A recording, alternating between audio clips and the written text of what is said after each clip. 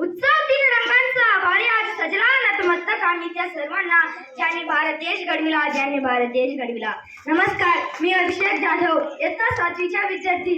सर्वप्रथम 15 ऑगस्ट स्वातंत्र्य दिनाच्या हार्दिक शुभेच्छा. आजच्या कार्यक्रमाचे अध्यक्ष माननीय गुरुजन वर्ग, माझ्या मित्र-मैत्रिणींनो आणि माझ्या गावकरी बंधू-भगिनींनो, आज आपण सर्वजण स्वातंत्र्य दिन साजरा करण्यासाठी जमलेले आहोत.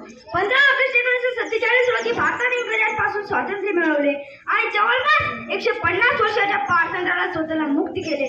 ते स्वातंत्र्य आपल्या देशाला सहज मिळालेले नाही, तर यासाठी कित्येक क्रांतिकारींनी आपले रक्त सांडले आहे. कित्येकांनी आपल्या निधड्या छातीवर इंग्रजांच्या गोळ्या झेलल्या आहेत आणि अशा पद्धतीने संपूर्ण जीवन देशासाठी अर्पण केले आहे. अतिशय कष्ट आणि जिद्दीने भारताने सुमारे कित्येक वर्ष स्वातंत्र्यासाठी लढा दिला. असे कठीण काळातून गेलेल्या क्रांतिकारीचे स्मरण करण्याचा दिवस. इंग्रजांच्या राजवटीत आपल्या महान पूर्वजांनी सामोरे केलेल्या कठीण प्रसंगातून आणि त्याच्या संघर्षातून आपल्याला विसर पडू नये. आपला भारत आशियाच्या किरणाप्रमाणे आकाशात चमकत आहे.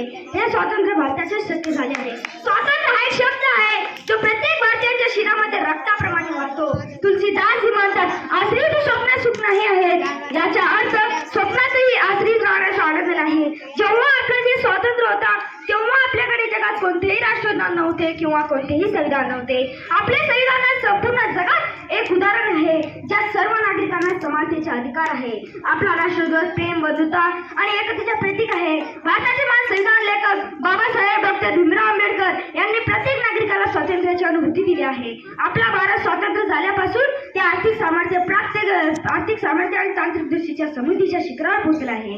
ज्यांनी लिहिली आझादीची गाथा त्याच्या चरणी ठेवतो माथा, ज्यांनी लिहिली आझादीची गाथा त्याच्या चरणी ठेवतो माता. जय जय भारत माता, जय जय भारत माता.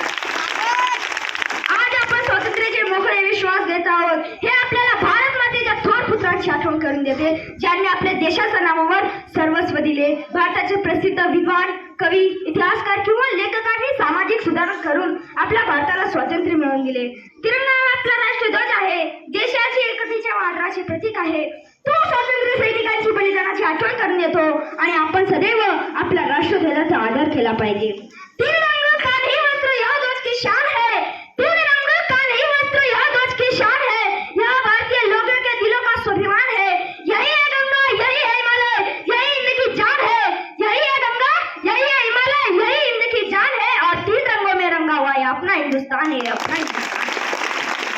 आपल्या राष्ट्रध्वजात केसरी, पांढरा, हिरवा असे 3 रंग आहे. केसरी रंग त्याग आणि शौर्याचे प्रतीक आहे. पांढरा रंग शांती आणि पवित्रताने दर्शवितो, तर हिरवा रंग हा समृद्धीचा प्रतीक मानला जातो.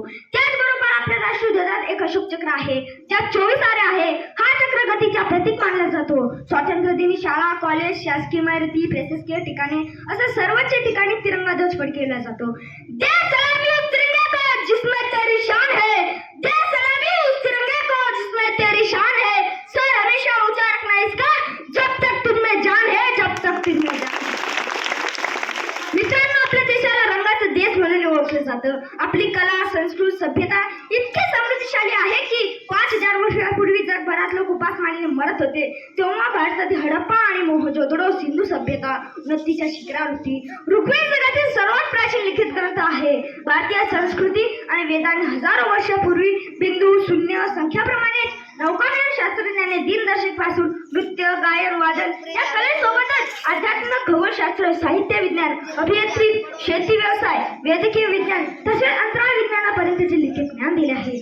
विश्वातील सर्वात प्राचीन शहर भारतातच आहे. जगातील सर्वात मोठे लोकशाही जिथे देव फक्त आकाशात राहत नाही तर सीमेवर राहतात, ज्यांना आपण जवान म्हणतो, जे 53 सेल्सिअस थंडीत आणि 52 सेल्सिअस गरमीतही सीमेवर तैनात राहून देशाचे रक्षण करतात. आपण अशा देशात राहतो जिथे देशाला देश नाही तर भारत माता म्हटलं जातं. आपण अशा देशात राहतो हे आपल्याला अभिमान आहे. हे राष्ट्र देवतांचे, हे राष्ट्र प्रेषितांचे, हे राष्ट्र देवतांचे, हे राष्ट्र प्रेषितांचे, आचंद्र सूर्य नांदो स्वातंत्र्य भारतांचे, स्वातंत्र्य भारतांचे. कर्तव्य लक्ष भूमी सीतार गुतमाचे, सीतार गुतमाचे. रामायण घडवली येथे पराक्रमाचे, येथे पराक्रमाचे. शिर उंच उंच व्हावे हिमवंत पर्वताचे, शिर उंच उंच व्हावे हिमवंत पर्वताचे. आचंद्र सूर्य नांदो स्वातंत्र्य भारतांचे, स्वातंत्र्य भारतांचे.